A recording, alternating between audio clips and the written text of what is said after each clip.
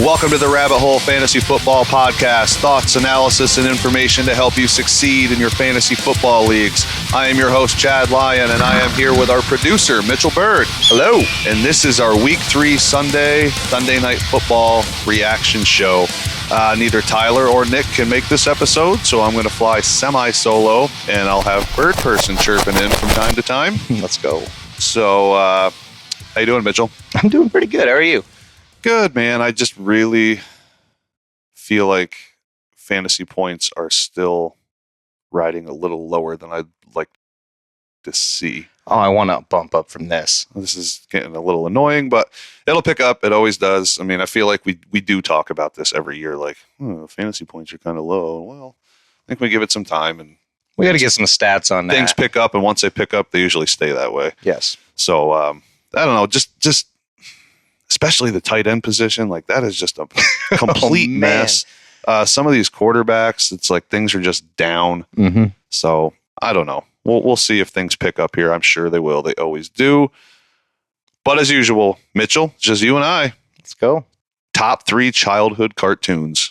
All right. Go ahead. Number 1, good old-fashioned Recess. Loved Recess as a kid. That's Pop on, man. Because we had cable, so it's like whatever was on, you watched. Right. And man, that was on. I just remember being like, yes, let's get this. Yu-Gi-Oh! Is going to be another one. Okay. I'm a big fan of that when I was a kid. And my son actually has recently been really big into Yu-Gi-Oh! Nice. So we watch it together? Yeah, I've been watching some of the originals, and it's like, it takes me back. My kid likes it. And similar to that, Pokemon, kind of similar reason. Okay. I'm just keep on stepping back. I love it. All right. How about you? Number 1 for me is Angry Beavers. I loved it, man. Oh man. Norbert and Daggett. Those dudes are awesome. What a cool cartoon. Number 2 is Hey Arnold. And number 3 is Doug. Nice.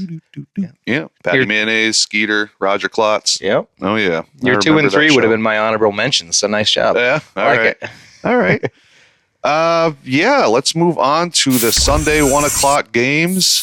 Let's start with the Giants 21 at the Browns 15. It's just getting fun laughing at the Browns at this point. Like, what? Deshaun Watson's a joke. Like, this thing is becoming completely ridiculous. The Browns, can they get any worse? I don't know, man. 2 fumbles by Deshaun. It seemed like every time I looked at that game, he was getting sacked. I think he got sacked like 8 times. Just several bad throws. Like, he can't even make the most normal of routine everyday NFL quarterback throws. He just can't do it. Very ugly. Actually, I have something that goes along with that. Okay. Next Gen Stats does the most improbable catches for the given week. And so far, Deshaun Watson's throw to Amari Cooper for 20 yards, touchdown, left hand, that was the highest unlikely catch with 14.5% chance of probability. That is the Deshaun Watson effect. Yeah, no kidding. Yeah, that's funny. Nobody thinks he can do it. No. Yeah, he's, I don't know, man. Free Jameis already. You got a better quarterback standing right there. Whatever. He threw 2 touchdowns. I think he ended up with like 17 PPR points. I guess you'll take it. I mean, it's fine, but serviceable for that week, I suppose. But watching this is getting out of control. It hurts my eyes. Mm-hmm. Amari Cooper benefited in a big way, though. Good to see that from Cooper. That dude leaves it on the field every time, all of it. And he's just, I like Amari Cooper. I just hate the situation he's in. Yes. Well, Amari Cooper actually landed very hard on his hip. I don't know if you saw that. Did. It's probably like a hip pointer, and his response was, I'll be okay. I'll be okay. Yeah. Caught 7 balls on 12 targets, 86 yards, and 2 touchdowns. Gave you 27 fantasy points. Listen, you'd love to think that this continues, but as long as Watson's under center, I just I don't see it. No. If you flex Judy in this one, he gave you his first week under 10 with 8 PPR points, but he's still receiving targets. 7 total in this game, so that's encouraging as far as. If you're looking at a guy as a mid to low flex, that's still okay. He's on the field as much as Amari Cooper, right. So that's It's just opportunity.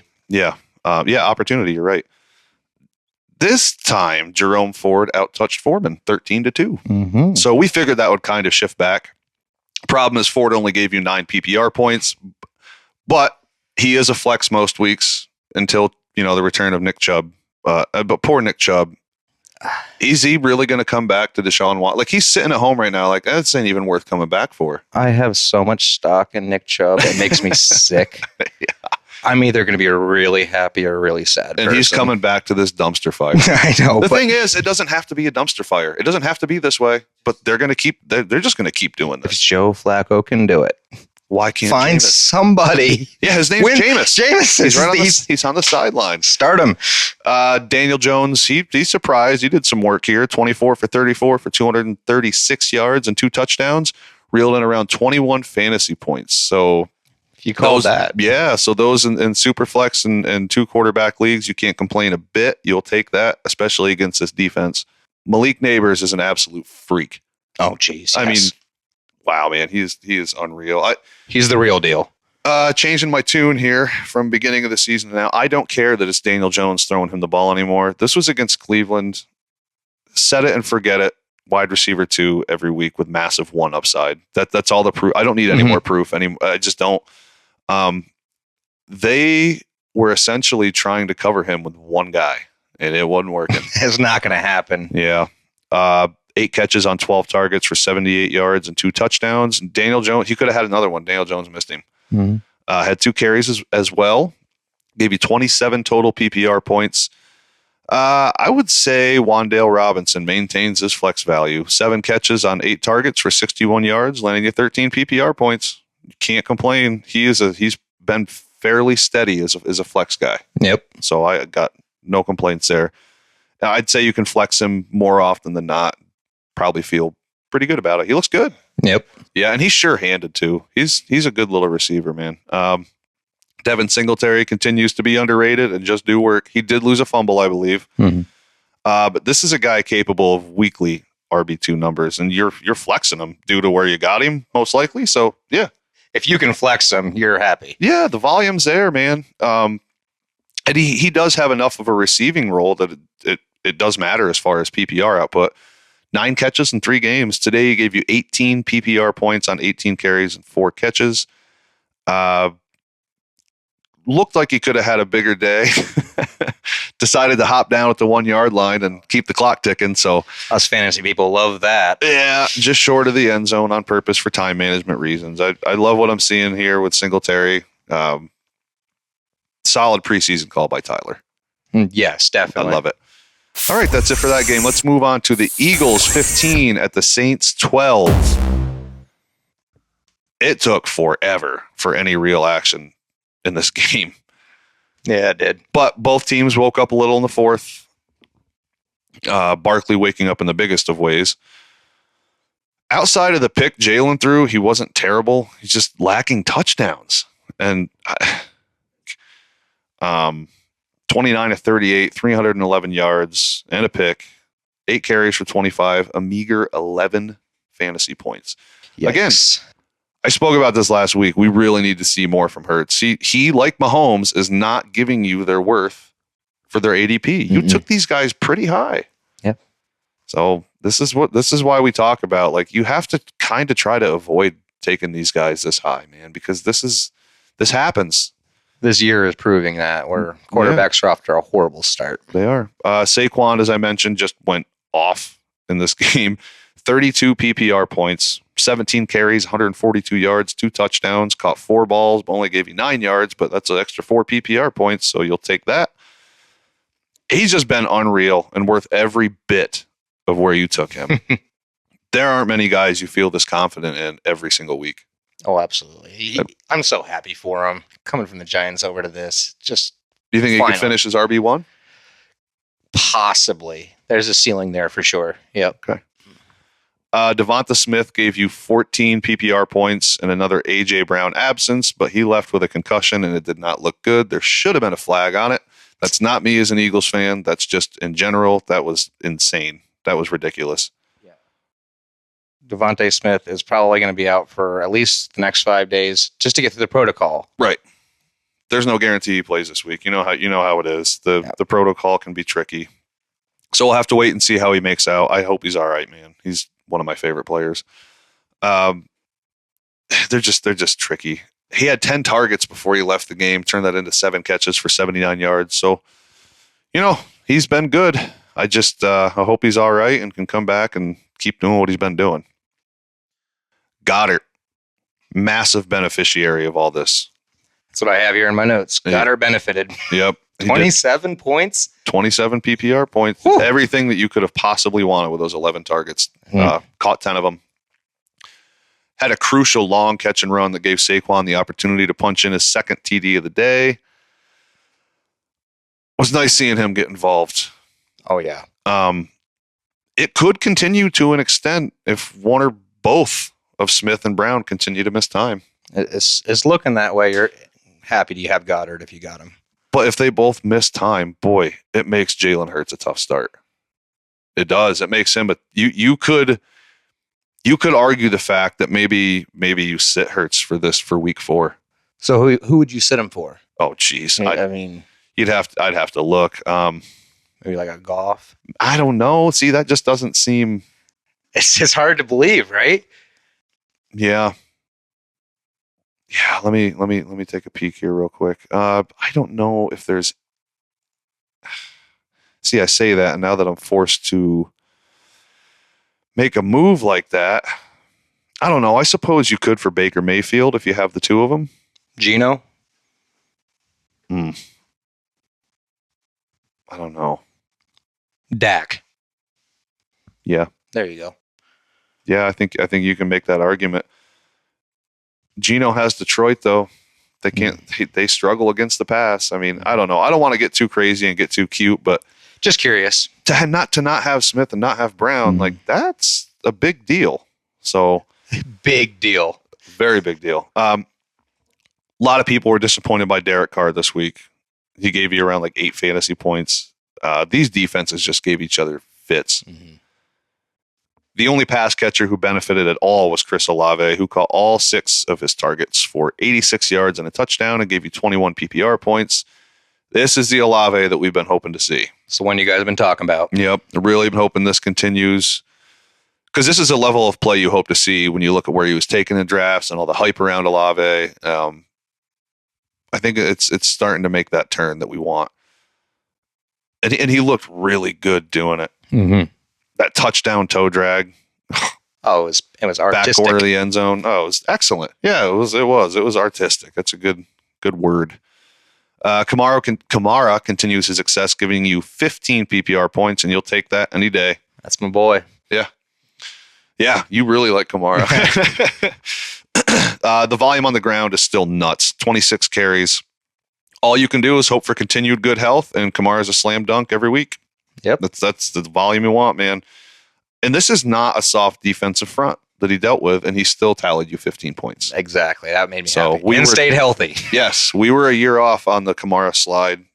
So we've been eating that crow every week since week 1. But yeah, keep starting him with confidence. All right, let's move on to the Texans 7 at the Vikings 34. Sam Darnold and these undefeated Vikings are absolutely for real. Yes. This was just impressive. I mean, they just manhandled Houston on both sides of the ball. Darnold was 17 to 28 for 181 yards and 4 touchdowns for a total of 27 fantasy points. What Kevin O'Connell is doing here is brilliant to watch. Like, I keep not wanting to buy into this, but into Darnold, just Darnold. But man, I mean, how much can you deny it? I thought the Darnold thing was going to be like a dagger, and it does not seem to affect this train at all. No. They're the real deal. They are. The defense as well. And Jefferson's going to eat, no matter who's throwing the ball. Yeah.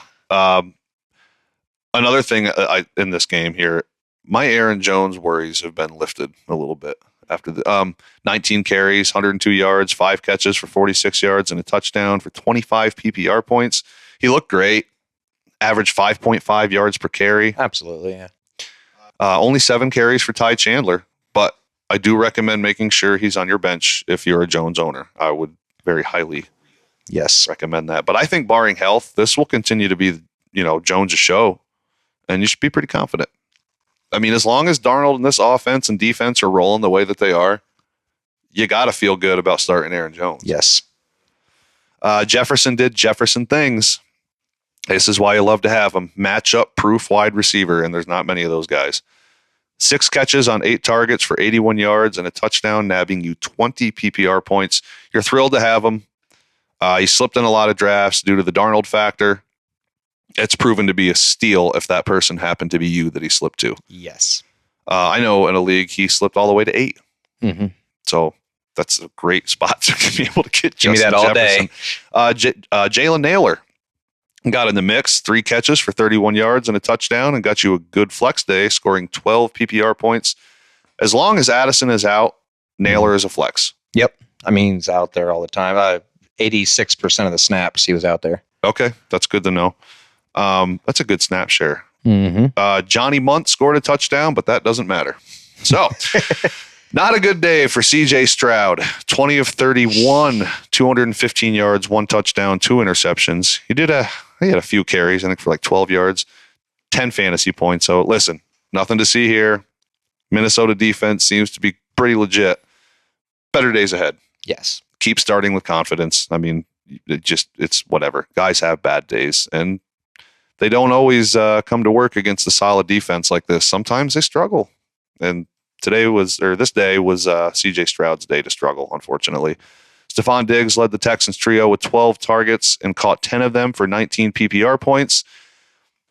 Nico was right behind Diggs with 10 targets. He caught 4 of them for 86 yards and ended with 12 PPR points. Tank Dell with 6 targets, turning them into 12 fantasy points. So startable numbers for Nico and Tank with, both a 12 and a wide receiver 1 week for Diggs. Mm-hmm. This stuff's going to bounce and shift around like this. I still think it's Nico leading the way more often than not. Mm-hmm. And I think by the end of the year, those numbers will show. Tank Dell is going to be very serviceable. And I did hear that he tweaked his wrist. I don't know. He came off limping. So after they put Davis Mills in. Well, the report this morning said something about his wrist. Okay. I mean, maybe there's a couple things going on there. Maybe the pain radiated down to his just feet. Banged up, maybe. Listen, overall, you'll take these numbers. Oh, absolutely. So, especially for Diggs and Tank, you'll take those numbers. It's a trio. It can be tough sometimes. And this was a bad day for CJ Stroud, which means it's not going to be the best day for his pass catches. It trickles down. Yep. So for those who needed to flex Cam Akers, he did just fine. Nothing overwhelming. Finished with what I believe 9 fantasy points. So hopefully Mixon is back soon here. Let's move on to the Broncos 26 at the Buccaneers 7. Bo Nix shocks the Bucs. He gets his finally. I know. I was yelling for him all day. Let's go, Bo. This was the Bo that got me excited during the preseason. Decisive, ball out quick, accurate. It was nice to see him use his legs more. He looks a little more comfortable. 25 of 36, 216 yards, no touchdowns, but he did have 9 carries for 47 yards and a rushing touchdown. That's a big deal for Bo, man. Listen, I hope it can continue, because if Bo goes, the offense goes, and it'll make a couple of these skill guys a little more useful. I think the playbook is going to start growing for him too. I mean, he's young.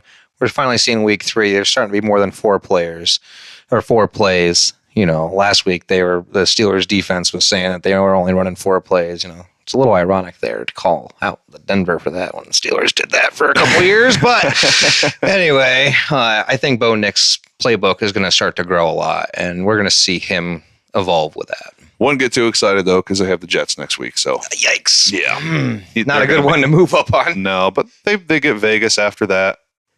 Yep. Chargers, New Orleans, there's Carolina. So there's some bright spots. Hope. There's a couple little bright spots in there. Maybe Bo can play some ball, and I don't know. I like the kid, and it was just fun watching. Fun I was to root happy for him.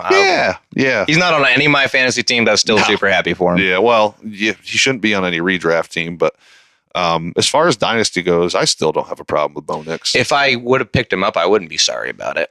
No, I just don't happen to have him in Dynasty right now. Cortland Sutton's target share finally paid off for anyone who had to flex him. 7 catches on 11 targets for 69 yards. You got 13 PPR points out of him. Listen, as we stated, if Bo can keep getting better, it'll warrant some more trust as far as flexing someone like Sutton goes. There is reason for some optimism here. but it's cautious optimism. Cautious. All right. The running backs didn't do anything for you here. I mean, McLaughlin did score a touchdown, but still only turned out 7 PPR points. He got 6 just off that touchdown and still only gave you 7 points. Javonte, man. He's the disappointment. Yes. For where you took him, you were starting him, and you are sorry. Yeah. It's just not working, man. Ouch. I'm not sure what the snap shares are there. Do you have any? I can pull He gave you that up. 5 PPR points. They each had 5 carries. So forget the snap share. What's it matter? They each had 5 carries. How much they were on the field, though? It was 51% Williams to 26% McLaughlin. There was another run. Who's the running back that got? Let me think. What's his name? Michael? Tyler Beatty. Oh, Tyler. Yeah. So I think he had every single snap in the fourth quarter. Did he? I believe he did. Well, he's got 19% of the snap share, so that's definitely possible. I think he got every carry in the fourth. Every single one of them. 9 carries, 70 yards on 9 carries. Peyton trying to learn something, or I don't know, man. 70 yards on 9 carries. That's a 7.8 average. You want to be now, I don't know if that. he may have cracked one off. I stopped watching this game. It got to a point where it's like, all right, Bo's going to get a win. Let me go watch another game. But just something to keep your eye on. Definitely worth monitoring. You said 19%? 19%. He was out there. Yep. Okay. Denver's throwing the ball a lot. 113 pass attempts over the first 3 weeks. Yikes, for a rookie. Yeah, well, I think he's just trying to force him to learn. I guess, yeah. I mean, what other better way to learn than just get out there and do it, man? That does sound like him. Yeah. So, but that alone could be a little bit of a problem for the backfield. Yeah. All these throws. I'll just look at this game as if this is an example for what's moving forward. I would be running away from that back room.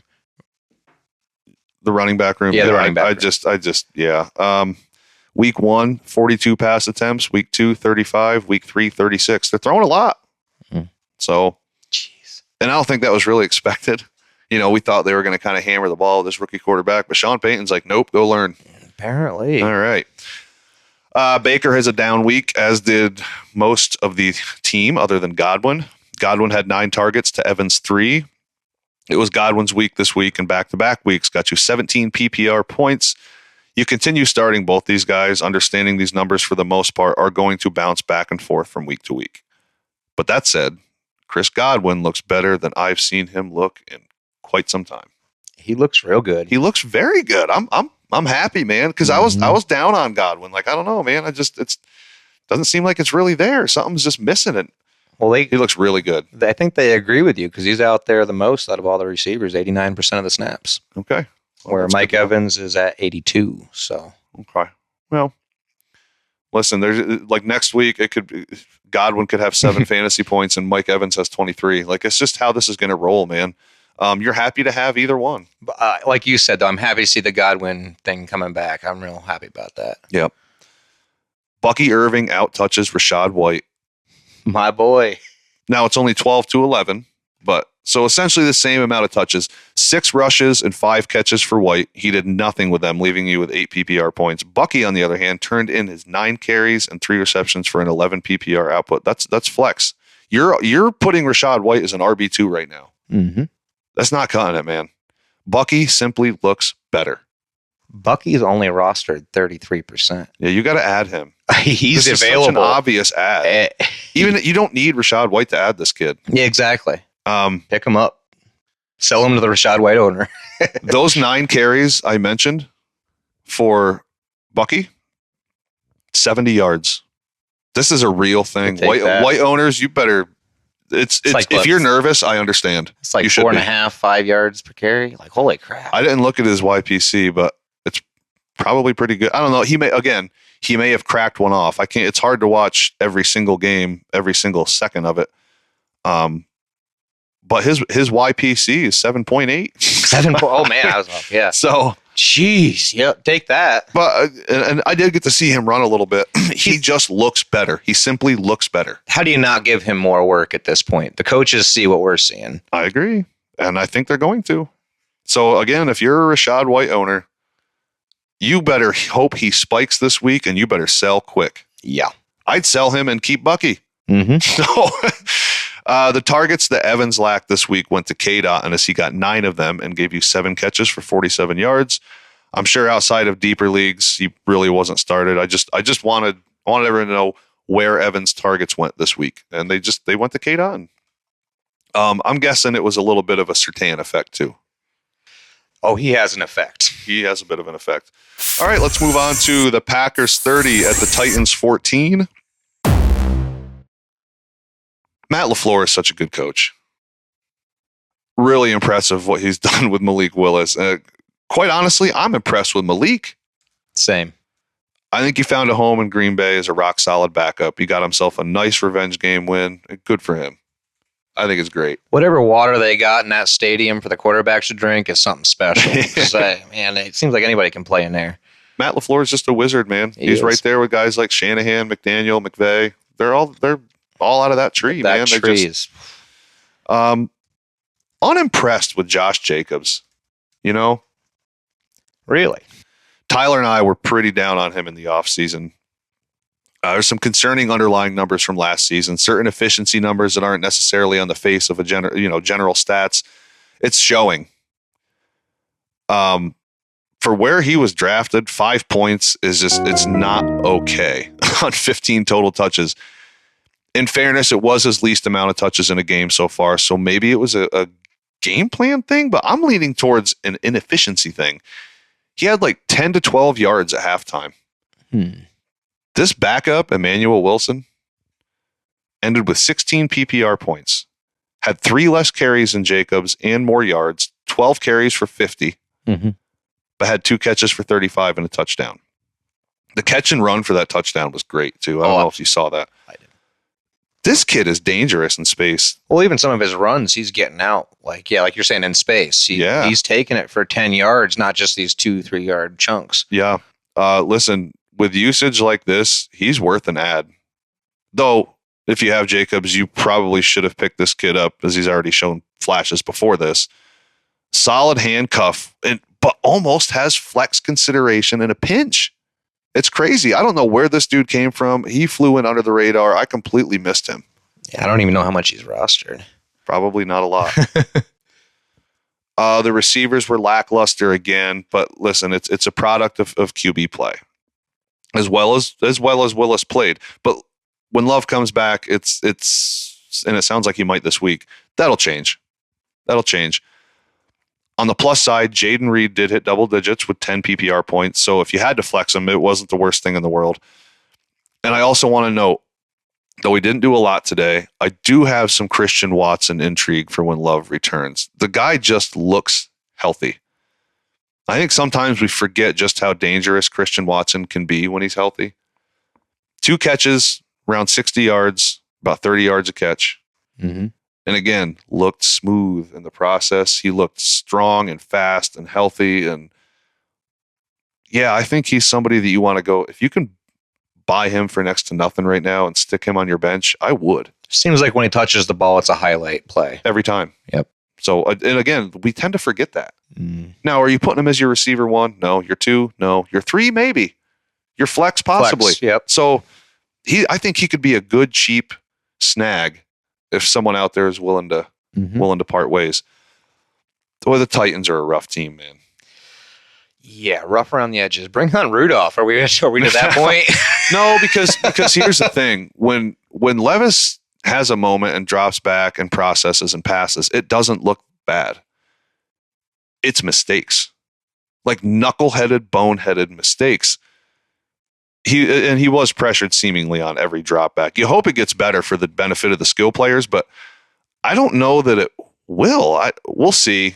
Week 4 will be a new week. Like I said, there are some things to Will Levis where you go, oh, that's okay. There it is. But then he does something stupid and the ball ends up 15 yards behind him and the other team picks it up and scores a touchdown. And it's like his coach is like screaming, what the F are you doing?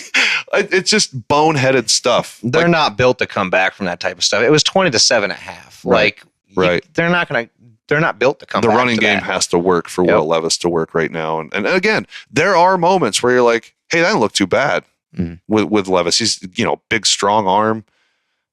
He needs time. He's not really getting that. And he's got to stop the dumb mistakes. Nobody gets time in today's NFL, do they? Yeah, like right. Jordan Love might be the last one.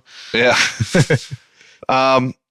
Speaking of Titan skill players, I don't want to start any of these guys, man. None of these pass catchers. Even if Hopkins had a good day, 6 catches, 73 yards, and a touchdown for 19 PPR points, but I do not trust the level of efficiency in the pass attack. I have right here in my notes, no one I really want outside of RBs for Titans. Yeah. Ridley was non-existent. He looked bad. Mm-hmm. These are not the kind of players I want in my fantasy team. It's just headaches and headaches and headaches and headaches. And I don't want that. Streamer at best. At best. Tyjae Spears outscored Pollard 9-5. Pollard had 3 more touches. As good as Pollard looked in moments, we cannot forget that Spears is probably just about as good as Pollard is. Right. There will be several games that Spears just steps all over Pollard's feet, man. It's just going to happen. Pollard's going to have to be pretty efficient, I'm afraid, to maintain a steady, trustworthy feeling when it comes to having to start him week in and week out. Just have some caution with Pollard. I know we've kind of juiced him up a little bit here the last couple of weeks, but there is a chance he's more of a matchup play than set it and forget it. Mm-hmm. But the problem is you could probably have to set it and forget it. I think if he hammers home a good fantasy week next week, I'm going to sell him. Is it sell high at that point? Yep. Wait for that boom. It feels a little matchup dependent, but I don't know. I think it's inevitable, but he is getting the snap shares more so. It's 63% to Spears 37. So he's out there 2/3 of the time. Roughly cut in half. But Spears is eye test. He does have Miami next week, then a bye. Miami's favorable to backs. Yes, let's go. Awful leaky. After the bye, it's Indy and Buffalo. That's not bad. Yeah. But then it's Detroit, New England. That'll be a little tougher. I don't know. It just feels a little touchdown or matchup dependent to me. Very. I do want to note, though, if you can fight through, if he's not a guy you have to lean on, his playoff schedule, right, is it's Cincinnati, Indy, and Jacksonville. That's a really favorable schedule to run against. So I was curious about the playoff schedule. That's interesting. Yep, yeah. So there's that. Man. I guess that's it. I don't know. You have anything else as far as snap shares or anything like that for this game? I don't think so. Okay. I got nothing else. Let's move on to the Bears 16 at the Colts 21. Good Lord, Mitchell. This was so hard to watch. Caleb threw the ball 52 times. 33 of 52 for 363 yards, 2 touchdowns and 2 interceptions, 18 PPR points. He still has work to do, no doubt about it. But there were some flashes of, hey, there you go. All right, that looks better. It's just going to take some time. I still think he's going to be really good. I'll stand by that. But I'll also admit that there were some seriously ugly misses in this game. Like, there were some bad misses. He's just going to have to clean it up and keep progressing. On top of that, this O-line is not helping at all. It's just flat out bad. Period. It makes him want to use his legs more. Like, I know it's his athletic trait. We don't want to minimize that, but I would like for just once in a game maybe to show that he can throw the ball with both feet on the ground and just do a solid 3-step drop platform toss. He doesn't do it. Show me that you can do it, and then go back to doing Anthony Richardson things. Like, he just doesn't seem to do that. Yeah, well, we're talking about Caleb at the moment, not Richardson. Oh, I missed that. But yes, still, I mean, he's gonna have to clean it up, but the O-line is not helping. That's why you're seeing all this moving around, running all over the place, scrambling all over, trying to make throws. The line's not giving him any time at all. It's funny that you mentioned it, though. The comp actually does go both ways a little bit. Now you think about it. Yeah. But I started out my notes wrong. Sorry about that. That's all right. On the flip side, Anthony Richardson. You know my thoughts. He looks worse than Caleb. What the hell was that? That was like Malik Willis in Tennessee bad. Nathan Peterman. Like, yikes. Yeah. I mean, he's Nathan Peterman out there. I don't know, man. Some of these throws make no sense to me. They're not even close. That's what I'm saying. He needs to just settle his freaking feet once in a while and just try to throw the ball. Well, and the thing with his legs is not working at all. All right. 8 carries for 24 yards. And yeah, 10 of 20 for 167 yards and 2 picks. Zero. It's like 4 fantasy points, man. What are we doing here? Yeah, he's not what I wanted when I drafted him. If this don't change quickly, I don't know how you can warrant any trust here. I don't. It bums me out because I've been a truther of this dude, and I really, really, really hope it gets fixed. So I got him in a dynasty. What's your thoughts? How much you panicking in a dynasty scenario? Because he's only got 8 games of tape. He's essentially a rookie. I'm not panicking in dynasty. Yeah, he's 8 weeks new. Yeah, I'm gonna hold in dynasty. That's where I feel. I would hold, but I think if someone doesn't want him and wants to get rid of him, I think you should snag him up if you can. Yeah, I'm not hitting the panic button. I really hope this gets fixed. Again, he's essentially a rookie, right? We got to see the Jonathan Taylor we've been waiting for. 23 carries, 110 yards, 2 touchdowns, 1 catch, 26 PPR points. Love to see the volume.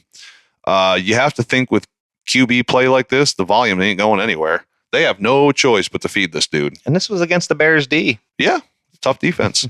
You can run a little better on the Bears D than throw, but still, that was impressive. When your quarterback's playing that bad and you're able to get that done on the ground, that's impressive, man. And again, they're going to have to keep feeding them. You still cannot start a single Colts pass catcher. And that is unfortunate. None of them topped 8 PPR points. You can't even trade Pittman right now. You are stuck for the moment. So you got to hope Richardson gets better and quick. Otherwise, this essentially was a wasted pick. Yeah. And early enough to where it will hurt. This sucks. Oh, definitely. None of these guys. Losing player. There's not a single receiver here that I would take off my bench and put in my lineup. No way. Bears pass catchers, however, had a nice spike this week. Caleb looked a little better, I guess, kind of. I mean, the stats are a little empty at the end of the day for throwing the ball that many times. 52 times. I know. But in turn, his pass catchers look better with all that volume. So we need to remember, too, this is a soft Colts secondary that focuses on zone coverage. So while I'm happy to see some production from the Bears passing game, I want to make sure we take the Colts pass defense into account. It's not good. That said, DJ Moore turned his 10 targets into 8 catches for 78 yards and 15 PPR points, and Roma Dunes had a day turning 11 targets into 6 catches for 112 yards and a touchdown where he got wide open in the top corner of the end zone. Remember, there was no Keenan Allen. Moore continues to be a flex wide receiver 2-ish. And that's not what you wanted to hear. That's not what I was thinking. I thought this was going to be a rock solid receiver 2 with massive upside. Dunes is still a low end flex as long as Keenan is out. I wouldn't get overly excited, but the usage and fantasy output was nice to see from these two. So, as soon as everyone gave up on Cole Kmet, he has a day. 10 catches on 11 targets for 97 yards and a touchdown for 25 PPR points. I have to think this was just a product of game flow, soft pass defense. But I think with the tight end landscape how it is, I think if you have them, you got to start them. Even if this was an outlier game, right? Enough with Gerald Everett. Cole Kmet's better. Please stop. So I've committed in a couple of leagues, and so when I was going to set my lineup, I was like, well, it's kind of a coin flip whether I want to start him or not, based off my roster. And in one league, I kind of had to start him more than the other. So I started him in one and set him in the other. I'm very happy for the league I started him in. That was a surprise. The one I sat, I was like, darn it. But I was like, man, is it the Colts defense suck against tight ends? And so I looked a little bit into it, and they've only given up 3 total fantasy points to tight ends in the previous 2 weeks. So this week's 15. Yeah, they actually aren't good against receivers. That's right. So I don't know. I don't know if they were hyper fixed on those receivers and it just left lanes for Kmet. I'm not sure. Kmet played well though. He looked really good. I was tempted to really drop him. I think a lot of people did drop him, and I don't know. At this point, it's just like I guess you got to hold on and see. He's not a smash start, but what tight end is? Well, we lost Trey McBride and Laporta this week. I mean, the landscape just got even thinner. Yeah, good point. before we move on, I would like to note how often Roschon Johnson was on the field. He outdid both Swift and Herbert in fantasy point output. 10 PPR points for Johnson, 6 for Swift, and 1 for Herbert. I think it was Roschon 33 snaps to Swift's 45 and Herbert's 8. 48 for Swift, 33 for Johnson, and Herbert had 9. Okay. He looked the part to me. Like in every facet of the game, he looked better than the other two. Mm-hmm. So I just have to wonder if we're going to start seeing some more of Roschon Johnson. If I had to pick what do they have to lose? Yeah. What do you have to lose? So I thought that was important to note. If you have Swift and Herbert, maybe drop Herbert and pick up Johnson. Mm-hmm. Oh, I would. The numbers are there. The snap share's there, right? In my opinion, Johnson's going to be the back going forward that's going to start taking over more and more of a role here. What was his snap share percentage compared to Herbert? 37-10. Wow. Yeah. Okay. All right, let's move on to the Chargers 10 at the Steelers 20. The Steelers are undefeated, Mitchell. Your Steelers are undefeated. Here we go. And nobody started Calvin Austin. I know. Man, he's fast. Yeah, it's about time he gets to use those legs on the field, not the practice field. No kidding. 4 catches, 95 yards, and a touchdown. If Justin Fields is going to open up going forward like he did in this game, Calvin Austin could be an add and stash. He's my favorite out of all of them. I mean, obviously Pickens is not, you're not snagging him. You're trading for him. But yeah, listen, it's not some mad rush to go at him. But if you got garbage at the bottom of your bench, it's worth, at minimum, a speculative ad. Oh, absolutely. I think I even contemplated Van Jefferson at one point in time. So if you're thinking that, Calvin Austin's definitely an ad at this point. Okay. A deep ad. I mean, I'm not clamoring. I'm not trying to cut guys who are already serviceable. But if you have a piece of trash at the bottom of the bench you want to get rid of, maybe you have a second defense and you feel it's unnecessary. It is. You can drop that and pick up Calvin Austin. What's wrong with that? Definitely. So Fields was 25 for 32 for 245 yards and a touchdown and a pick. He rushed 6 times for 6 yards, but got in the paint, got a touchdown. 18 fantasy points. This is why I think Fields could be a good stash. If he can open up like this and continue to do so as he keeps getting more comfortable with this new offense, this could be something in fantasy terms later when you really want it. Definitely. It's like maybe you're just bouncing quarterbacks around. Mm-hmm. You played Geno this week and Goff that week, and then you went and picked up Baker and whatever. Like however you're doing it. If you're playing fantasy ball that way, Fields is a stash. Well, and that pick wasn't even anything. You're ignoring this if you have Mahomes or Allen or Lamar Jackson or a guy like that. But if you waited and just kind of spot start quarterbacks like a lot of people do, and I think that's a fine strategy. This is a guy that you add and you put at the bottom of your bench because if he opens up and starts running all over the place and getting 50 and 60 rushing yards in a game, like this is what you want out of Justin. No one ever said it's pretty. Yep. But this is what you want. Outside of Austin, Pickens turned 7 targets into 10 PPR points. He continues to be a lowish wide receiver 2 with upside. Again, especially if Fields continues to open things up. The same goes for Freiermuth, who turned in 7 PPR points. This gets better as Fields opens up and gets better. So for everybody. What's that? I said for everybody. For everybody, for sure. Najee Harris led the running backs with 23 total touches, giving you the low double-digit total that Tyler and I predicted with 13 PPR points. 7 total touches for Patterson and 4 for Warren. I think we can stop acting like Warren is like the handcuff to have. Like I don't know. Maybe Ty would disagree. But those two, Patterson and Warren, they didn't do much with what they got, but it was enough to be an annoyance to Najee. Like Patterson's messing up Warren's old role, and it's no longer useful to have either one. I think you want Najee if you want any of them. That's it. Sure.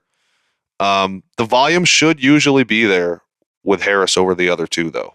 Yes, absolutely. But those two, Patterson and Warren, they're always going to be there to get in the way of like consistent trust. Freaking Arthur Smith, man, fantasy poison. He's going to do that to us. Yep. But I'll tell you what though, what makes it tough to avoid like with Najee Harris, is like the sheer amount of carries. He's averaging 21 touches per game. They're using him. They are. So he wants paid, and they're going to make sure he earns it. You don't get those kind of touches everywhere, man. You don't. The only worthy fantasy notes for the Chargers is that Quentin Johnson is definitely a flex, but he needs Herbert to do so, and that's now in question. He re-aggravated. He got a high ankle sprain, then re-aggravated the high ankle sprain. That's just not good. Yeah, he entered the game with a plantar fasciitis from preseason, and then the high ankle sprain that happened last week. Normally, a high ankle sprain is going to take you a minimum of a week. You're pushing it if you're coming back. Harbaugh was questioning whether he should start him on Sunday. And when Herbert left in a boot after that game, I think he realized he made the wrong choice. I'd have to agree. If Herbert misses time, it affects the whole team. And yes, even my guy, J.K. Dobbins. Yeah. They're just going to key on him, man. And Heineke looked terrible. Mm-hmm. And then what's behind him? Easton Stick. So it's, I don't know, man. And they had to know that something like this was going to happen because he was also active. This is the first time they had all three quarterbacks active. So, they knew like, oh man, this might not be good. Why did they do it? I don't know. Because they got the Chiefs coming up. I know. I mean, wouldn't you want Herbert for that more primed? I would think so. I don't know. Exercise caution with this Chargers team. There's no QB competency on this roster behind Herbert. And it's going to affect a lot of things. And yes, like I said, even J.K. Dobbins, unfortunately. All right, that's it for the Sunday 1 o'clock games. Let's move on to the Sunday 4 o'clock games. And we'll start with the Dolphins 3 at the Seahawks 24. God, this was ugly. It genuinely feels like you can't start a Dolphin until or if Tua even returns. Tyreek was the highest scorer for the Dolphins with 8 PPR points. Ouch. There's no competency at quarterback in Miami. None. Like, what, we're just going to rely on Tim Boyle now? Mm-hmm. What are we doing? I mean, the fact they haven't tried to bring anyone in tells me it's pretty likely that Tua is going to come back. Well, Tua traveled with the team, which that takes a certain clearing. Like they have to clear you a certain part of the protocol for you to even travel with the team. So even though he's an IR and he's obviously not playing right now, he traveled. That's a good news. I don't know if I have a better option. I have Tyreek in Tyler's redraft league. Mm-hmm. It's a 3-receiver league, and I'm looking to see if I can avoid starting him, but I might not be able to. I might just have to do it. And I don't know, man. Maybe they let Tyler Huntley get in there and give it a crack. Maybe. I don't know. If it's Tim Boyle, if it's any of these guys, I'm terrified. I don't even know if A-Chain's going to do his thing. And like compared to what I saw yesterday, I was thinking he was going to go off and still just nope. There's no offense. Nope. He was. I think he was my start of the week. I believe he was. Even because I just thought like, oh, this is going to mean a lot more for A-Chan, and I don't know. He still got volume. Maybe it was Knicks because I remember we were talking about the A-Chain train.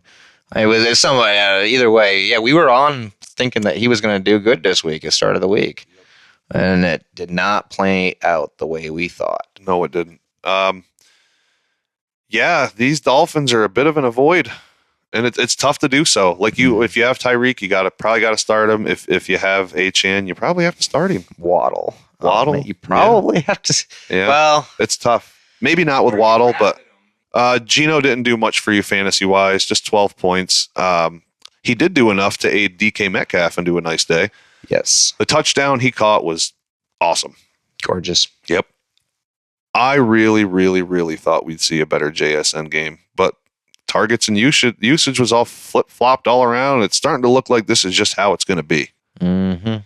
All 3 of these receivers are startable. It's just hard to put a finger on like who's the receiver of the week going to be. At this point, I think it's, even though I've said what I've said in the preseason, I think it is fair to lean Metcalf as far as the receiver with the higher ceiling and the receiver who's probably going to end up with a better per game average.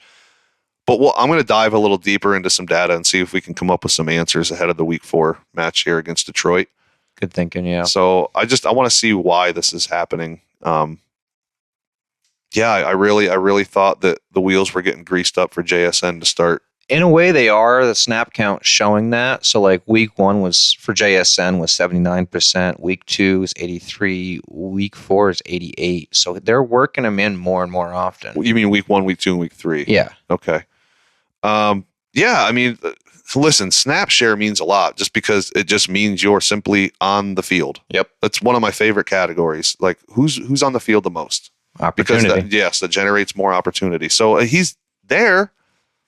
It's just, I don't know, man. One of these guys might just have to go for this to be considered like a consistent weekly start. Mm-hmm. It's tough with this trio here.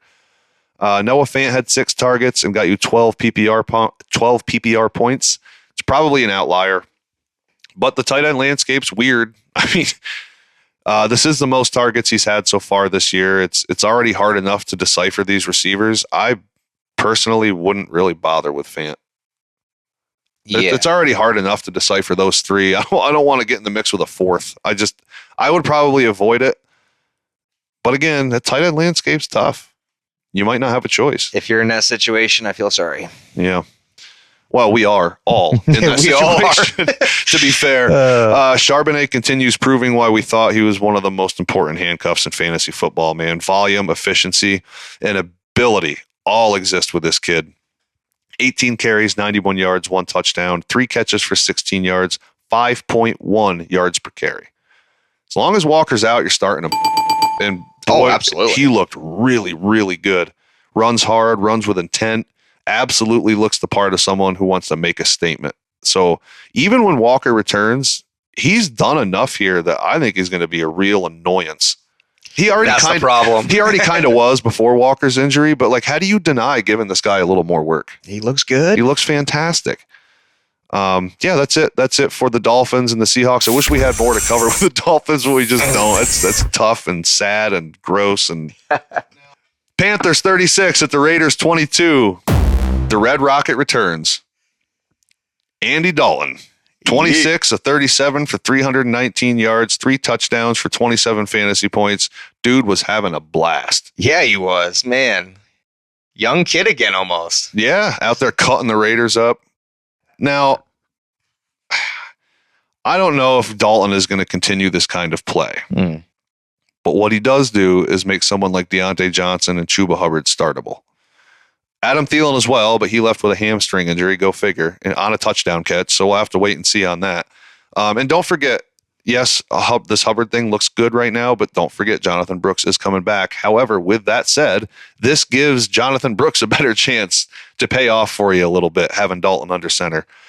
Deontay caught 8 balls on 14 targets for 122 yards and a touchdown and looked good as I've ever seen him.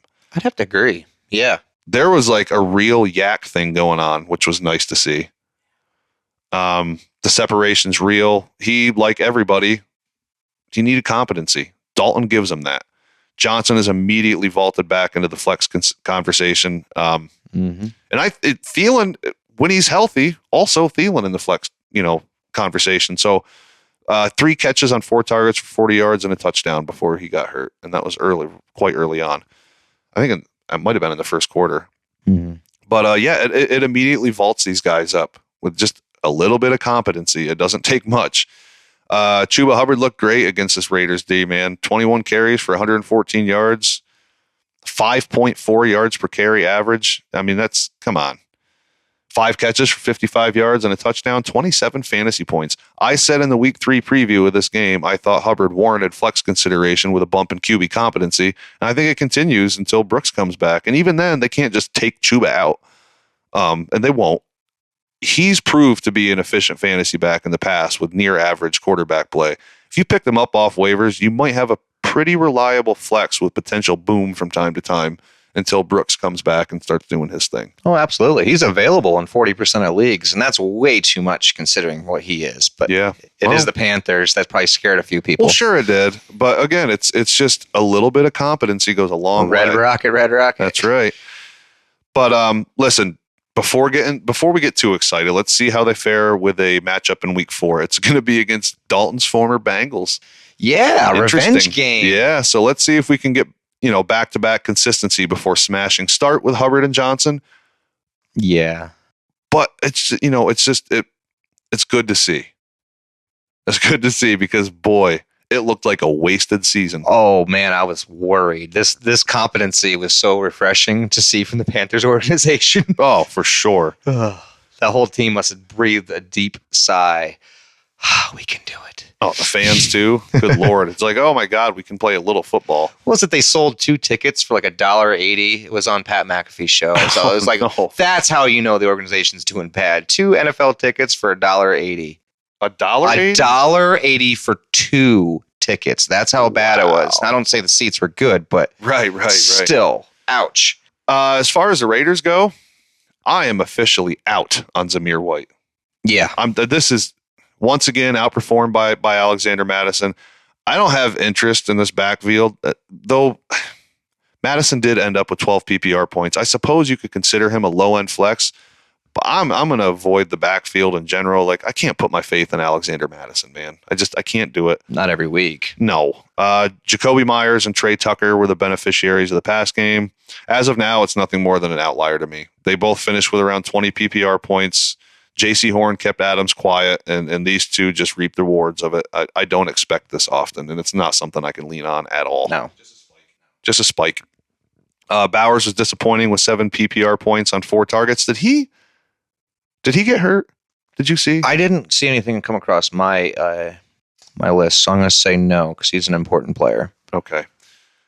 Listen, the Raiders have a backup quarterback, no matter who is under center. It doesn't matter. Generally speaking, it's going to be Adams and Bowers.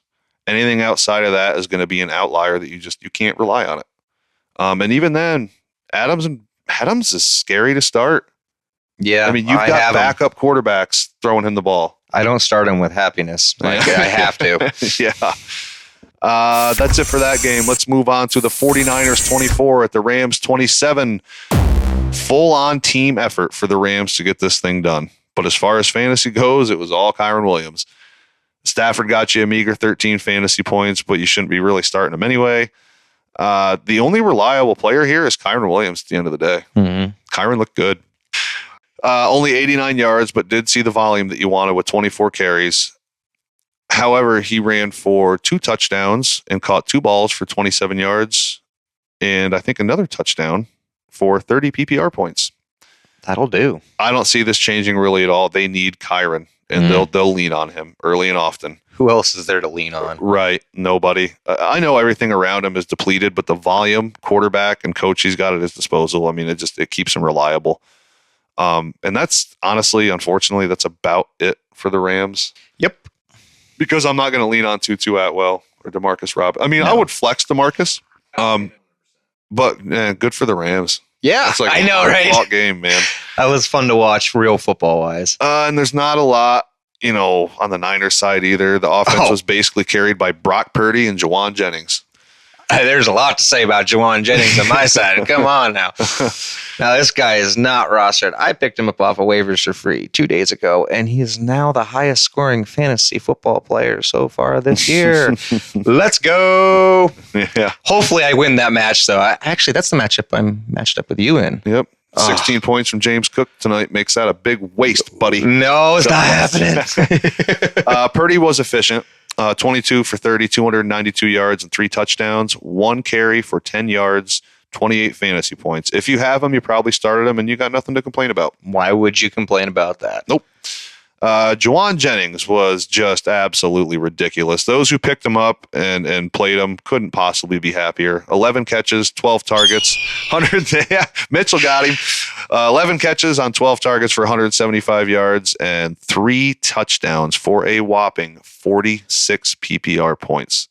I hope if you played him. Don't act like you're not impressed. If you played him, I hope you won. Because if you didn't, that's the epitome of a heartbreaker. I mean, you don't get a guy to do that for you and you lose. He's absolutely a viable fantasy asset when either Debo or Ayuk misses time. He might even be a flex when Debo and Ayuk are healthy in some situations, but that's a stretch a little bit. The thing is, there's no Kittle and there's no CMC also. So this is just like wide open for the dude. It's the system and he's there. Yep. So I wouldn't be sitting there going like, oh, I got Jawan Jennings. This is a league winner. I mean, Let's remember the situation. Let's remember the team he's on. There's no Debo. Yep. There's no CMC. There's no Kittle. CMC hoards up a lot of targets in the passing game. So just remember that all these guys are out, okay? But if you had the balls to play this dude, it panned out. So good for you if you did.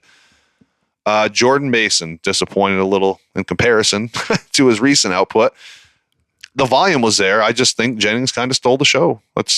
Mason had 19 carries for 77 yards and no touchdowns, caught 2 balls for 11 yards, got you 10 PPR points. You'll take it, but you kind of got comfortable. Yeah. You got a little comfortable. Still at 4.1 yards per carry average. I would still be comfortable. I wouldn't be frustrated. Yeah, listen, better weeks to come as long as CMC remains out. That's right. Better weeks to come. All right, let's move on to the Lions 20 at the Cardinals 13. Yeah, I expected a higher scoring game here. Yeah, same. Really did. Nonetheless, Jared Goff leads his Lions to a win on the road. Goff was Goff. You know what I did expect? What? Montgomery touchdown. Oh, yeah. That's easy to expect. Again, Goff was Goff. 18 to 23 for 199 yards, 2 touchdowns, and a pick. Is that right? 2 touchdowns, huh? Yep, 2 touchdowns. Netted you 15 fantasy points. Listen, it's Goff. You know what you're getting by starting him. Serviceable type numbers with spikes here and there. That's Goff. As far as pass catchers, St. Brown was that dude. 7 catches on 8 targets for 77 yards and a touchdown. Nabbed you 21 PPR points. He's as solid as they get. I mean, it's been nothing but great since the week 1 worry. I mean, he's so precise with his route running. He's one of my favorite receivers to watch. He plays with such a massive chip on his shoulder, too. St. Brown is and will continue to be one of the most consistent fantasy options in the game. I'll second that. I agree. Yeah, I mean, yep. Outside of St. Brown, it was pretty well Dudsville as far as pass catch. I mean, Jamison Williams gave you a point. Laporta gave you 5. He was carted off. Being called an ankle sprain, so a low ankle sprain. So, but keep an eye on it. Yeah, he was just blocking, basically like left on a cart. But he did return, right? So, most likely he went back and got x-rayed. So he went off on the cart. They most likely x-rayed him. In order for him to come back in the game, even though it was just for those 2 plays, he had to have not basically had a fracture.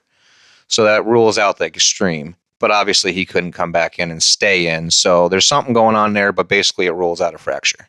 Okay. As far as Jamison goes, as good as he is, at the end of the day, he is second fiddle to St. Brown. Absolutely. And you got to remember that these weeks are going to happen. Keep starting them. Yeah. You got to keep starting Jamison, man. Yeah, you can't ignore it. Listen, this Lions run game is absolutely absurd. Gibbs and Montgomery are both RB1s. These guys have both scored 16 or more PPR points every week so far. I actually think Montgomery might be outpacing Gibbs right now. I'm pretty sure he is. That's crazy. Today it was Montgomery's day. 23 carries for 105 yards and a touchdown. 3 catches for 17 yards for a total of 20 PPR points. Gibbs rushed 16 times for 83 yards and added a 20-yard touchdown reception on a hook and ladder pitch from St. Brown and nabbed you 16 PPR points. Montgomery had a 4.6 yard per carry average to Gibbs's 5.2. That is insane. If you have both of them, just start them both. Well, Nobody's a handcuff. Yeah, you just start them both. So I just checked here. So Montgomery is 9th overall RB so far this season scoring, and Gibbs is 12th. So you're correct. He's outscoring only by about 3 fantasy points, but still you're starting them both. I mean, sure. 2 top 15s. This tandem is this is rare and awesome. Very rare, right? Yeah. You don't get 2 running backs doing this. I mean, this is one of my favorite offenses to watch right now. Yeah. They're just so much fun. Dan Campbell's the man. I love this. I did expect more out of Murray this week. 21 to 34, 207 yards, a touchdown and interception. Gave you 15 fantasy points. Better days are ahead for Kyler. I haven't lost an ounce of confidence. He's still going to do wild Kyler things, so you keep starting that dude. What I was really afraid of happened. I didn't think it'd be this extreme. I said leading up to week 3 to temper expectations for James Conner. I just didn't think he'd only garner you 2 fantasy points. I mean, that's 2 PPR. Like I said, the Detroit run defense is legit. They're the real deal. Yeah, they're Aiden Hutchinson is so good. Yes. Oh man, but animal. You don't let this scare you off of Connor. He's still the real deal. He owns the Arizona backfield. Yeah, better days ahead for Connor. Yep, keep the sheer confidence here as you should. Marvin Harrison and Michael Wilson led the pass catchers in PPR scoring. Harrison finishing with 5 catches on 11 targets for 64 yards and a touchdown, 17 PPR points. Michael Wilson finished with 8 catches on 9 targets for 64 yards, nabbing you 14 PPR points. 2 things. First, Kyler is now like kind of forcing targets to Harrison. I love seeing it. Yes, he is. All the confidence in the world in Marvin Harrison. There was a lot of plays though where he was just almost like running down the sideline. Yeah, I don't like seeing that. clearing players out. Almost Not how you want to use that talent. No, I saw more of that than I would have liked to have seen, but this is going to keep getting better, so that's all right. Nobody's panicking anymore. I'm not panicking anymore. The targets are there, which means the output will follow. Yeah. So I don't know why I kept seeing that. Him just like aimlessly running straight down the sideline. I don't know. But again, the targets are there. This is just going to keep getting better. He's a rookie. Give it a second. Second, I like the target share for Michael Wilson. Keeps me hopeful moving forward with him. Also would like to note Greg Dortch did stay involved, 6 targets, but turned him into 6 PPR points. But that's kind of cool every time, just getting points with every catch. It's PPR and that's it. PPR machine. That's all it. you need. 6 catches. 6 targets. Okay. All right. So every time he gets a target, he gets a point. Essentially. But yeah, 6 PPR points. Just to know he is still involved here. He's not really going anywhere. And, he's on the field the most, 90%. Yeah, Murray likes him. I mean, Harrison Jr. is on the field 88% of the snaps this last week exclusively, and 90% for Michael Wilson. Wilson or Dortch? Wilson's more, and then Dortch is 66%. Okay, that's what I was speaking of, but still 66%. And Kyler likes him. Trey McBride exited, I believe, just before the 4th quarter, being evaluated for a concussion. He finished with 3 catches on 6 targets for 25 yards, 5 PPR points. I hope he's okay. We'll just have to watch. As I mentioned earlier, we know concussions are tricky. 5 days at least for the protocol. Right. All right, let's move on to the Ravens 28 at the Cowboys 25. If that wasn't vintage Derrick Henry, then I don't know what is. Love to see it. 25 carries for 151 yards, 2 touchdowns, 1 catch for 25 yards. He got you 30 PPR points. Yeah. When the Ravens have a lead, expect the Derrick Henry show. Definitely. Down week for the pass catchers, unless your name is Rashad Bateman, who got you 11 PPR points. The Ravens only threw the ball 15 times. Cowboys run defense struggles quite a bit, so a lot of run game was in order. Better days ahead for Zay Flowers. Only had 4 targets. That's an absolute outlier. It doesn't worry me at all. Just very run heavy game at the end of the day. I'm not. I mean, that's all I can really say. It's just a run heavy day, man. You keep the faith in Zay, and this Bateman thing's an outlier. I wouldn't think much of it. I'm not sure what to say about Mark Andrews, man. He was only on the field for 33% of the plays. That's concerning. The problem is, they're like, what are you going to do? Well, yeah. You're going to cut him? You're going to cut Mark Andrews? You can't trade him. Are you starting Isaiah over him if you have both? Like, at what point I don't does know, this because line it ain't cross? looking great there either. Exactly. It's not going well. So I don't know. If there is something out there you can add, if you can go get Tyler Conklin or something like that, you should.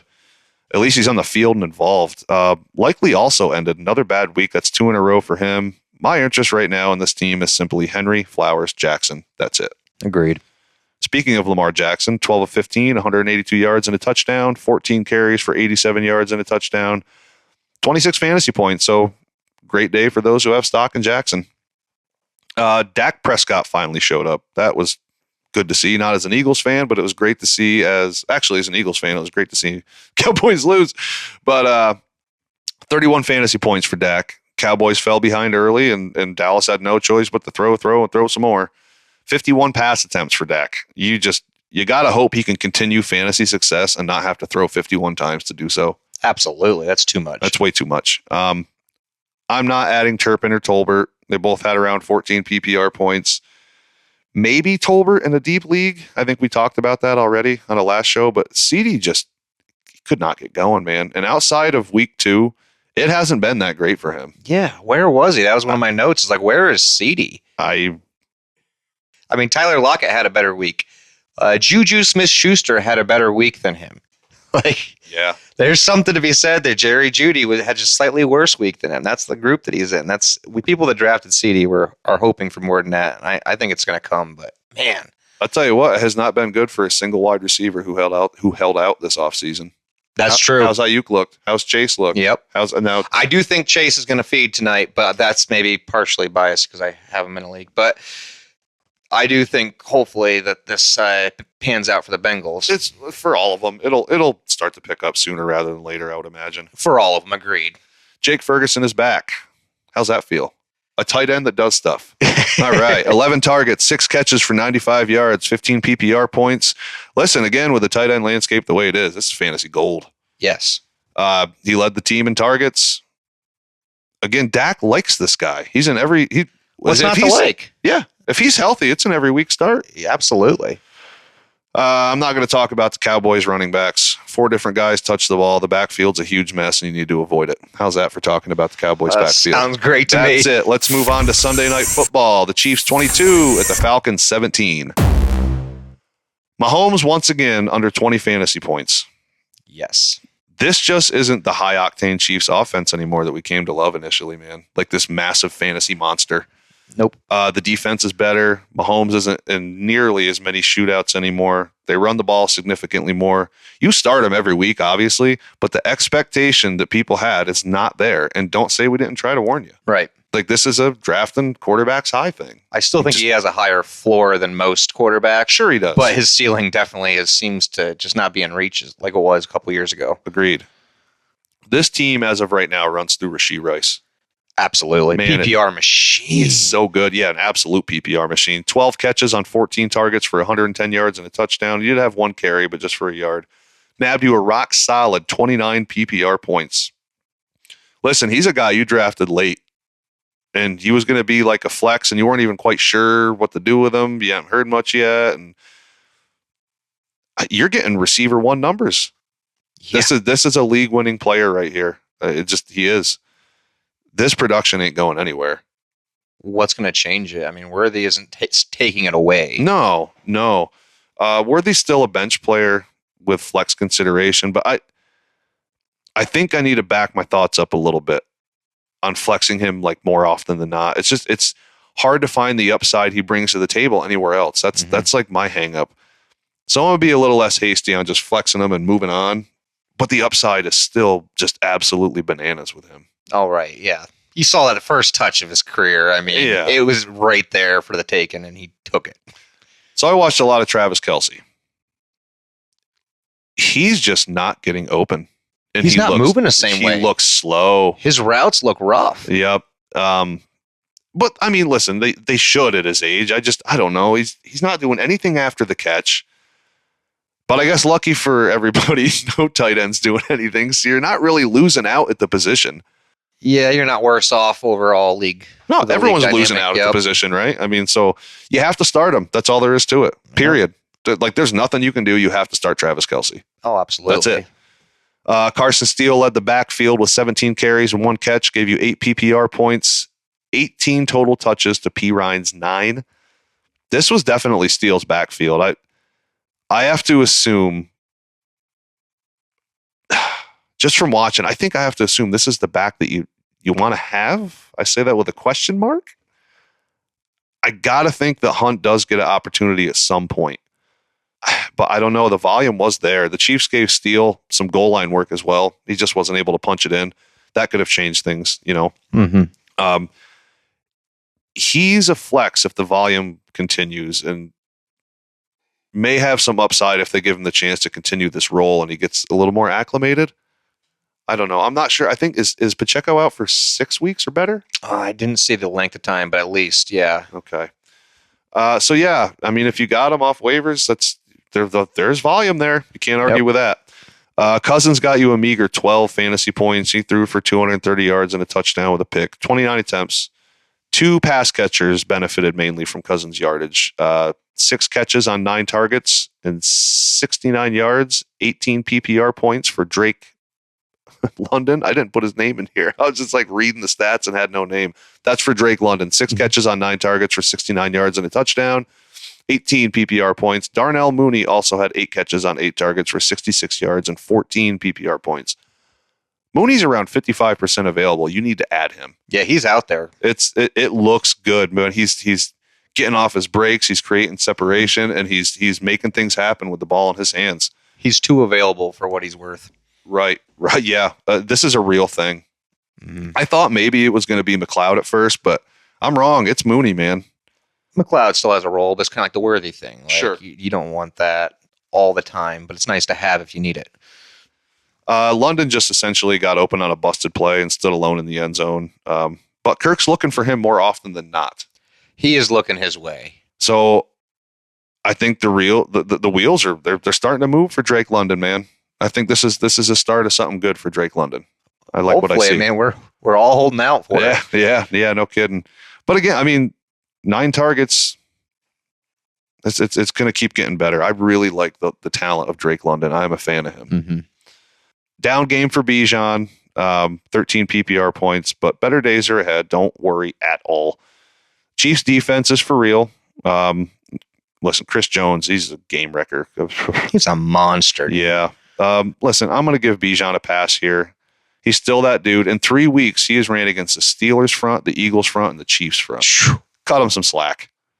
Things will ease up, and you'll start seeing exactly what you wanted. Yeah, definitely. Okay. All right, that's it for that game, and that's it for the whole slate of games. Mitchell, you have any final thoughts? Man, I miss Tyler. I miss Tyler. Yeah. Hope you're enjoying yourself out there on the lake, buddy. Yeah. Yep. Bring back some fish for us to eat, brother. Please.